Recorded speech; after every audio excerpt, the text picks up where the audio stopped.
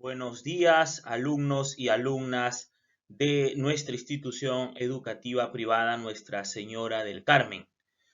El día de hoy trabajamos nuestro tercer tema con ustedes, quinto año de secundaria, en el área de ciencias sociales con su subárea de historia universal.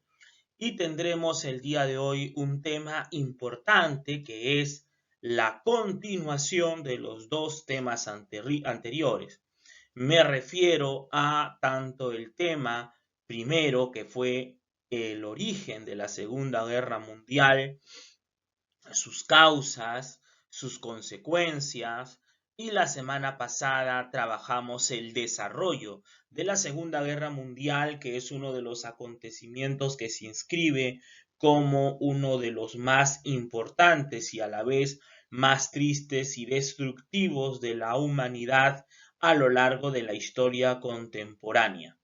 El tema que nos convoca entonces hoy es la Guerra Fría, un periodo de tiempo que va desde 1945, es decir, finalizada la Segunda Guerra Mundial, hasta 1991, con el derrumbe del muro de Berlín, que significó durante todo este tiempo de la Guerra Fría la división del mundo en dos grandes bloques.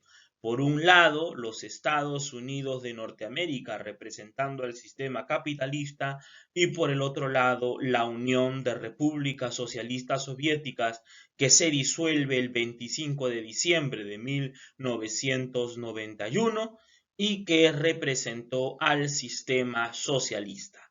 Estos dos grandes bloques en pugna a lo largo de todo este periodo histórico van a luchar por establecer su hegemonía en el mundo.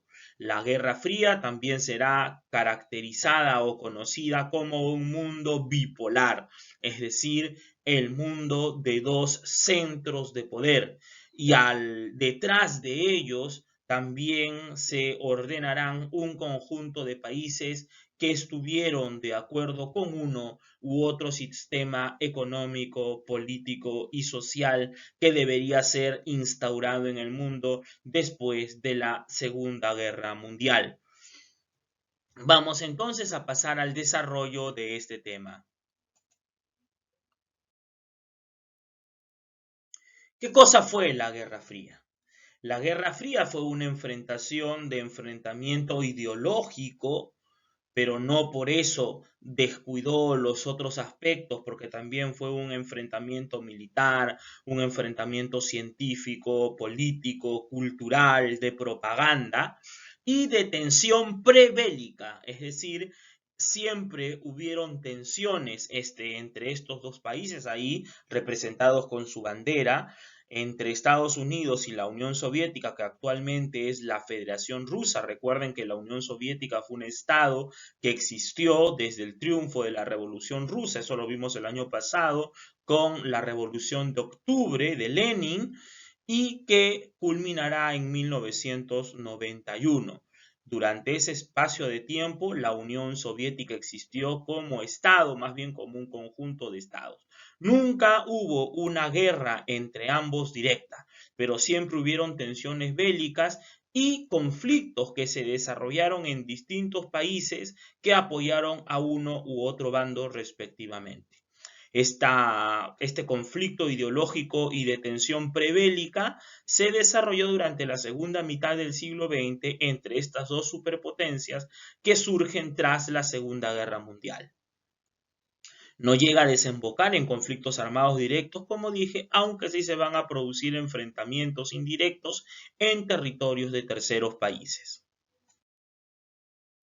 La Guerra Fría entonces determina que cada potencia marque su zona de influencia y se divida el mundo en dos bloques y estos bloques se respeten, dos bloques antagónicos. Como ustedes están viendo en el planisferio, todos los territorios en azul intenso o en celeste más degradado y todos los territorios en rojo intenso, rojo más degradado o rosado fueron los que correspondieron respectivamente a Estados Unidos y a la Unión Soviética como territorios de influencia de bloques capitalistas y socialistas en el mundo. La formación de bloques. De 1945 a 1949, es decir, durante casi 4 años, se va a producir la división de los países en zonas de ocupación. Tras la Segunda Guerra Mundial en Europa, Oriente Medio y en Asia. La instauración de repúblicas populares, por ejemplo en Polonia, en Checoslovaquia, Hungría y Rumanía, van a dar inicio a la influencia soviética sobre estos países. La división de Alemania, recuerden ustedes que Alemania queda dividida en dos zonas después de la Segunda Guerra Mundial de ocupación, respectivamente una que da paso a la influencia norteamericana, la República Federal Alemana, y la RDA, la República Democrática Alemana, con influencia soviética. Entre estas dos repúblicas, en el mismo territorio alemán, se establecerá o se construirá el famoso muro de Berlín, que dividirá geográficamente a la Alemania que fue nazi antes del final de la Segunda Guerra Mundial. Esta imagen es muy ilustrativa, de repente siempre la hemos visto o cuando hemos trabajado o hablado un poco de la Guerra Fría o cuando han escuchado ustedes comentar o hablar sobre la Guerra Fría habrán visto esta imagen. Esta imagen hace referencia a lo que explicaba hace un momento, el mundo dividido en dos bloques bien definidos y que se respetaban uno al otro. El bloque de la mitad del mundo, porque esta es una representación del mundo con los colores de la bandera norteamericana y el otro con los colores de los Estados Unidos de Norteamérica por un lado y el otro en color rojo con la simbolización de la Unión de Repúblicas Socialistas Soviéticas, la URSS. Por un lado, la representación del famoso tío Sam, que representa a los Estados Unidos norteamericanos, y por el otro, la representación del tigre siberiano con la fuerza, con la robustez de este proceso de la Unión Soviética, sobre todo durante la etapa de Joseph Stalin.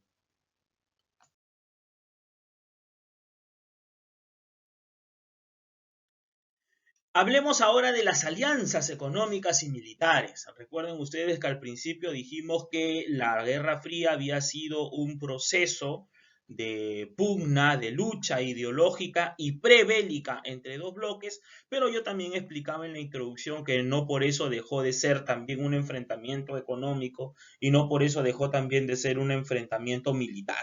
Fue un enfrentamiento económico y fue también un enfrentamiento militar. Porque por un lado Estados Unidos propugnaba la supremacía del capitalismo y por el otro lado la Unión Soviética proponía una vía socialista para el desarrollo del mundo. El primer bloque que se forma es el bloque occidental, encabezado por los Estados Unidos de Norteamérica en 1947. Lo define la presidencia de quien fuese presidente también durante esta guerra, Harry Truman, con la doctrina Truman, apoya a cualquier nación que quiera vivir en libertad frente a regímenes autoritarios. Bueno, también hay que entender que los norteamericanos tienen una idea muy peculiar de libertad, ¿no? Pero ellos durante la Guerra Fría hablaban de que la libertad era un valor de ellos y por lo tanto tenía que ser un valor compartido por toda la humanidad y que por otro lado los gobiernos socialistas que apoyaban a la Unión Soviética no representaban esos ideales de libertad. Luego, el bloque occidental, encabezado por Estados Unidos, elabora el Plan Marshall. ¿Qué cosa fue el Plan Marshall? El Plan Marshall lleva ese nombre en honor al secretario de Estado de esos años, Marshall, quien elabora este plan. El Plan Marshall consistiría en una ayuda económica y financiera para reconstruir Europa. Recuerden ustedes que por ser la Segunda Guerra Mundial uno de los acontecimientos más destructivos de la historia contemporánea y por haberse desarrollado íntegramente en Europa como escenario de guerra, después de esta guerra, Europa quedó prácticamente destruida y arrasada. Tanto sus sistemas de conectividad, es decir, sus carreteras, sus puertos, sus aeropuertos, toda la estructura fabril, es decir, las fábricas, locales principales, todo quedó destruido, las zonas agrícolas también, por lo que estos países necesitaron de ayuda económica y financiamiento para poder repuntar, para poder reconstruirse. Y el plan Marshall buscaba eso. La ayuda económica obviamente la ponía Estados Unidos. La idea central, reconstruir Europa, pero por otro lado, el plan Marshall también buscaba contener el avance del socialismo soviético, porque entendían que si no había una intención de reconstruir Europa, la Unión Soviética le ganaría, ingresaría al escenario, introduciría su ideología y su organización económica, social y productiva y convertiría cada vez más a más países destruidos por la Segunda Guerra Mundial en repúblicas socialistas.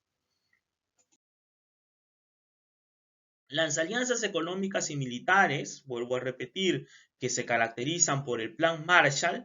Estados Unidos pasa de una economía de guerra, recuerden que Estados Unidos participa en la Segunda Guerra Mundial del bando de los aliados, pero transforma su economía, una economía de guerra, siempre lo ha sido y lo es hasta ahora. Ustedes saben que actualmente el Estado y el gobierno de turno en Estados Unidos y Norteamérica se rige por los lineamientos que da el complejo militar industrial.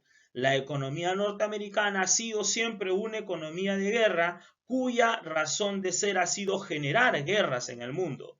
Por eso que después de 1991 invadirán Medio Oriente, invadirán países como Afganistán, invadirán países como Irak, invadirán países como Palestina, una serie de países, Libia. ¿Por qué? Porque el gobierno norteamericano y su economía ha sido siempre una economía diseñada para la guerra. El negocio de las armas es lo que mueve la economía norteamericana. Pero en este espacio de tiempo, Estados Unidos transforma su economía de guerra para convertirla en una economía de paz sin sufrir superproducción de armamentos y tampoco de alimentos. Continuamos en el punto de alianzas económicas y militares. En 1949, Estados Unidos diseña también un plan militar. Ya hemos hablado de los planes económicos, hemos hablado de la doctrina Truman y hemos hablado de el plan Marshall para reconstruir Europa y los países devastados por la guerra. Pero Estados Unidos también diseña en 1949 lo que llamó el Plan Atlántico o la OTAN, el Tratado de la Alianza Atlántico Norte, que era una alianza político-militar entre Estados Unidos y la mayoría de países de Europa Occidental. ¿Con qué fin? Con el fin de tener un ejército mundial, escuchen eso, un ejército mundial para poder contener el avance de los países soviéticos. ¿La OTAN existe en la actualidad? Sí, existe en la actualidad la OTAN. El tratado defensivo del Atlántico Norte existe y está conformado por militares de las Fuerzas Armadas de casi todos los países que la ONU reconoce como estados. Solamente les doy un dato. 2 semanas, casi a 2 o 3 semanas de que se inicien los primeros casos y cuando se conozca posteriormente de que en los países europeos como Francia, España o Italia el índice de contagiados y de víctimas por el COVID-19 esté en su punto más alto, Estados Unidos de Norteamérica, a través de su gobierno dirigido por Donald Trump, envió 30.000 marines y más de 1.000 soldados de la OTAN para movilizarse hacia Europa. Es decir, eso puede servirles a ustedes para entender la lógica de guerra de los Estados Unidos de Norteamérica. Entendieron y pensaron ellos que esta pandemia traería también consigo la inmigración de ciudadanos de otros países que podrían poner en riesgo a la Unión Europea, que es su socio. ¿Cuál fue la respuesta frente a esta pandemia de Estados Unidos en Europa en las primeras semanas? Fue una respuesta militar. Alianzas económicas y militares, continuamos. Ahora vamos a la Unión Soviética. Ya hemos visto todo lo que desarrolla Estados Unidos de América. Ahora vamos a ver cuál es la respuesta de la Unión Soviética durante esta Guerra Fría. La Unión Soviética también construye un bloque, el llamado Bloque Oriental, en 1947, dirigido por la URSS, que va a rechazar la implementación del Plan Marshall y responde con lo equivalente a lo que sería la doctrina Truman, que en la Unión Soviética fue denominada la doctrina Jadonov y el Kominform. Estas doctrinas estaban orientadas a combatir la ideología capitalista desarrollada por la doctrina Truman, de la idea de que los soviéticos estaban en contra de la libertad y que buscaban instaurar gobiernos totalitarios y autoritarios en el mundo. En 1949 se conforma el Comecon, que estaba integrado por las economías de los países socialistas, según las necesidades de la Unión Soviética. Miren que este Comecon es una respuesta a lo que fue el plan Marshall elaborado por los Estados Unidos. Y en 1955 se forma el Pacto de Varsovia, que fue una respuesta a la OTAN norteamericana. Y el Pacto de Varsovia se va a convertir en un instrumento de dominación de la Unión Soviética en toda la parte de Euroasia y otros países en el ámbito europeo. Tensiones bélicas. Durante el desarrollo de la Guerra Fría van a haber una serie de conflictos bélicos, guerras, pero que no se dan entre Estados Unidos y la Unión Soviética, sino que entre países que apoyan a ambos bandos, es decir, terceros países en que los norteamericanos apoyaban un bando y los soviéticos en otro.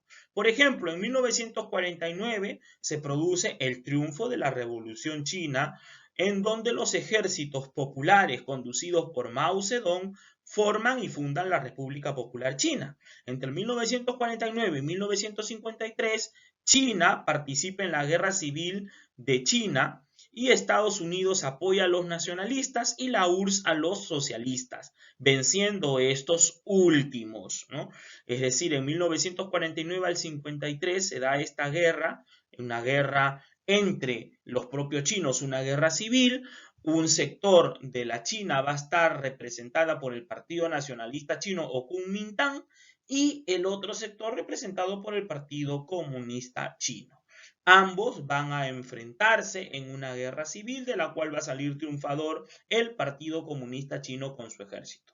En esa oportunidad, el Partido Nacionalista o Kuomintang será apoyado con armamento, estrategia bélica y combatientes por los Estados Unidos, mientras que el Ejército Rojo de Mao Zedong del Partido Comunista Chino será apoyado por la Unión Soviética.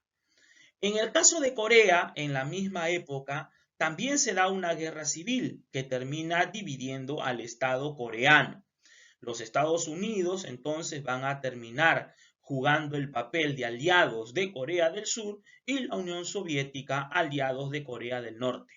El conflicto se inicia en el paralelo 38, donde actualmente se encuentra la división de las dos Coreas. Recuerden ustedes que después de este conflicto, las dos Coreas no se volvieron a unificar. Y actualmente existen las dos, Corea del Norte, por un lado, con un sistema político, económico y cultural socialista, y por otro lado, la Corea del Sur, representada por un sistema democrático, por un sistema al estilo norteamericano de democracia representativa y sistema capitalista económicamente hablando. Continuamos en las tensiones bélicas. De 1953 a 1973 va a haber coexistencias y en algunos momentos confrontaciones. Es decir, entre 1953 y 1973, Estados Unidos y la Unión Soviética, con ambos bloques, con ambos bandos, entre cada uno, van a experimentar procesos de coexistencia donde no va a haber intervenciones ni mayores tensiones y procesos de confrontación.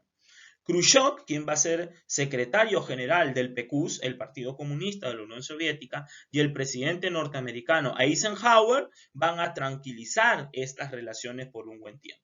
Pero luego se va a producir una crisis En 1956 en Egipto, en el canal de Suez, se va a iniciar un bloqueo no alineado. Es decir, Egipto, en donde se desarrolla un partido con características nacionalistas, va a proclamar la nacionalización del canal de Suez. El canal de Suez era un paso estratégico para el desarrollo económico y comercial de traslado de petróleo de Estados Unidos, pero esta decisión era bien vista por la Unión Soviética. Y esta fue la primera generación de un conflicto entre ambas potencias. Luego, en 1956, en Hungría, se van a desarrollar las primeras grietas del bloque soviético, porque los húngaros van a decidir desarrollar un sistema socialista, pero sin el tutelaje, es decir, sin que intervenga la Unión Soviética. En 1961 se construirá el muro de Berlín, que separará físicamente las dos zonas de influencia en Alemania, por un lado la zona soviética y por otro lado la zona americana. Tensiones bélicas. La crisis de los misiles en 1962. Este va a ser uno de los episodios más tensos porque estuvo a punto de iniciar la Tercera Guerra Mundial. En Cuba, los soviéticos instalaron una base de misiles. La tensión llega casi a provocar esta confrontación directa porque fueron identificados por los radares satelitales y las señales de la CIA norteamericana, pero finalmente lograron ambas potencias coincidir en la necesidad de la Unión Soviética de retirar los misiles y de Estados Unidos no invadir Cuba por ese motivo. Ahí están las tensiones bélicas, ven ustedes el mapa de América Central, está encerrado en un círculo rojo la zona de mayor tensión durante la Guerra Fría, que fue la crisis de los misiles en Cuba. Y dos imágenes que tienen mucho para explicar, pero voy a ser breve. La primera, en la parte superior, es esta pulsa, ¿no?, entre Khrushchev y Eisenhower sobre la Guerra Fría, lo que significó la Guerra Fría. Ustedes lo ven los dos sentados en una mesa con unos detonadores, cada uno en una ojiva nuclear, una ojiva atómica nuclear, pero cada uno jugando a pulsar quién tiene mayor fuerza y quién puede declinar el tablero al final. Y la otra imagen es el famosísimo y conocido teléfono rojo. Se dice que este estaba en la Casa Blanca y el otro estaba en el Kremlin, en la Unión Soviética, en Palacio de Gobierno, y que cuando estaba a punto de estallar una guerra, cualquiera de los dos mandatarios levantaba el teléfono rojo para enviarse un mensaje y poder solucionar las situaciones de tensión. Continuamos con las tensiones bélicas, luego sigue la guerra de Vietnam. Fue una guerra civil que Estados Unidos apoya para poder controlar ese territorio, apoya a los procedentes del sur, mientras que la Unión Soviética a los socialistas del norte. Recuerden que esto no va a producir el mismo efecto que en Corea, porque a pesar que durante un tiempo en Vietnam sí va a haber una división entre Vietnam del Norte y Vietnam del Sur, va a triunfar el ejército vietnamita del Vietcong y entonces van a unificar a el país en una sola, en Vietnam, y Estados Unidos aquí va a sufrir la derrota más grande en toda su historia. Imagínense que la guerra de Vietnam fue perdida por los Estados Unidos, un país de alrededor de 80% de población analfabeta, a través de una estrategia militar conocida como la guerra de todo el pueblo, destruye a una de las potencias más grandes del mundo contemporáneo en ese momento y fracasa la gestión de Richard Nixon y se ven obligados a retirar sus tropas de Vietnam. Ven allí a Richard Nixon, presidente norteamericano que tuvo que retirar sus tropas de Vietnam después de su derrota, una imagen de aterrizaje en plenos campos de Vietnam de helicópteros del ejército norteamericano y una expresión de paz de una vietnamita en plena guerra de Vietnam frente a los ejércitos norteamericanos. El fin de la Guerra Fría. Entre 1973 y 1991 se alternan periodos de distensión con crisis puntuales, como iba explicando. El presidente Ronald Reagan en Estados Unidos asume prudencia frente a las intervenciones exteriores. En 1985 Gorbachev, quien conduce al PQS, al Partido Comunista de la Unión Soviética y por lo tanto la Unión Soviética, inicia un periodo de distensión externa y apertura interna. En 1989 se produce la caída del muro de Berlín y en 1991 se disuelve la Unión Soviética como Estado socialista.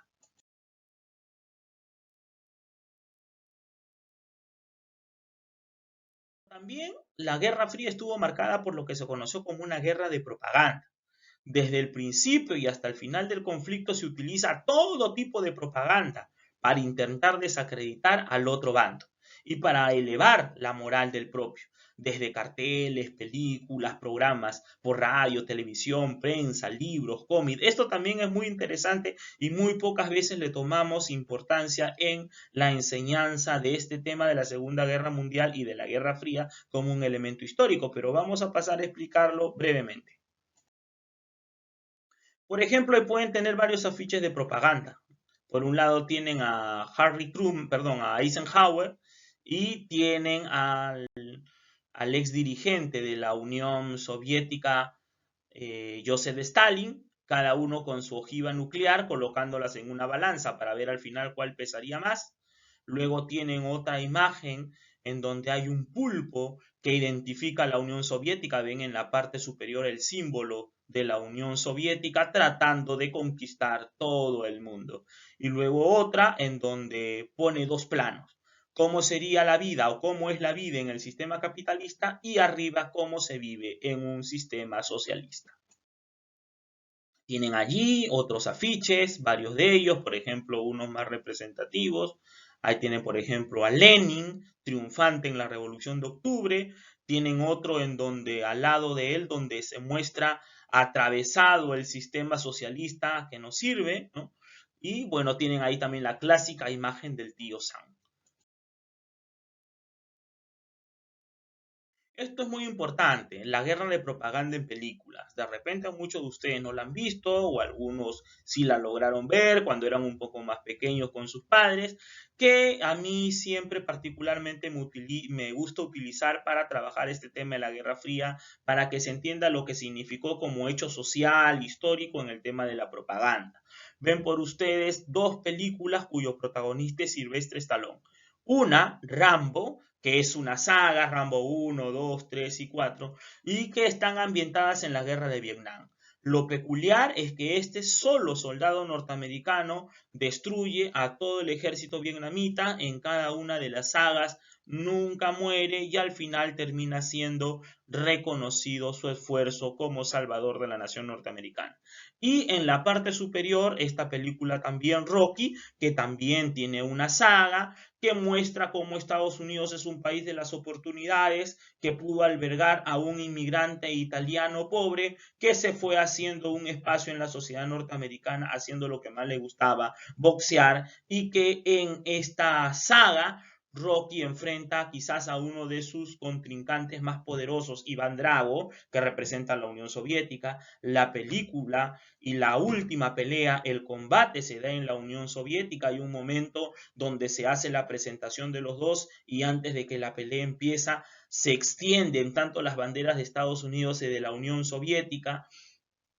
Hay unas escenas previas en donde ambos están entrenando, se ve a Iván Drago como si fuese una máquina de matar, con esteroides y practicando con instrumentos de alta generación, mientras que por el otro lado Rocky practica de manera rudimentaria. Se da la pelea, Iván Drago en los primeros asaltos, en los primeros rounds, lo golpea duramente, pero como es clásico en las películas anteriores de Rocky, se va recuperando y lo termina prácticamente destruyendo y enviándolo a la lona. Gana la película y se muestra en primer plano de la escena, gana la pelea y se muestra en el primer plano de la escena como el público ruso, el público soviético que ha llenado, porque no hay ningún norteamericano salvo el entrenador y los familiares de Rocky, que se ponen de pie para aplaudirlo unánimemente.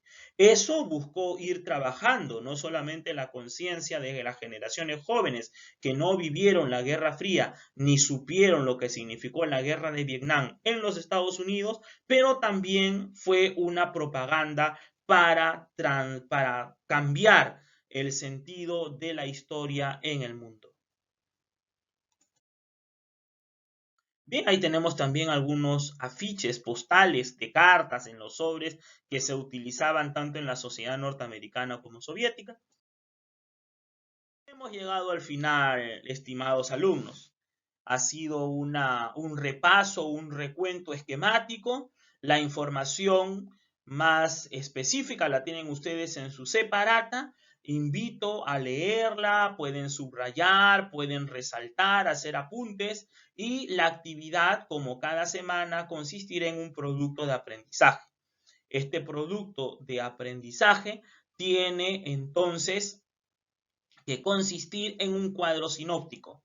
Este cuadro sinóptico, o también llamado cuadro de llaves que hemos trabajado algunas veces, será utilizado para resumir todo el tema la Guerra Fría. Explico, si alguno todavía no se ha familiarizado con este esquema conceptual, el cuadro sinóptico o esquema de llaves tiene como características que permite organizar la información de una manera visual, la estructura global y lógica de un concepto o texto a partir de sus múltiples elementos, detalles, contrastes y relaciones. Es una herramienta de estudio que facilita la comprensión, la memorización y análisis. Para su elaboración se requiere lectura general del tema o del texto, lo que ustedes van a hacer con su separata, para identificar las palabras claves o conceptos breves de manera jerárquica. Está compuesto de llaves que contienen las ideas principales, luego las ideas secundarias y los detalles de manera jerárquica. El tema o idea general va en la parte izquierda, centrado, con la llave principal. Enseguida se agregan las ideas principales o lo que yo llamaba subtítulos. Enseguida van las ideas complementarias y por último los detalles más pequeños. Tratemos de utilizar estas indicaciones para poder elaborarlo. Recuerden que estaré monitoreando el trabajo de 9 a 12 del mediodía. Habrán solo 10 minutos de tolerancia. Procuren enviar a sus trabajos y sus evidencias, que son 3, vuelven a ser 3, igual que la semana pasada, una foto de evidencia observando este video y les pido que la observación sea explícita.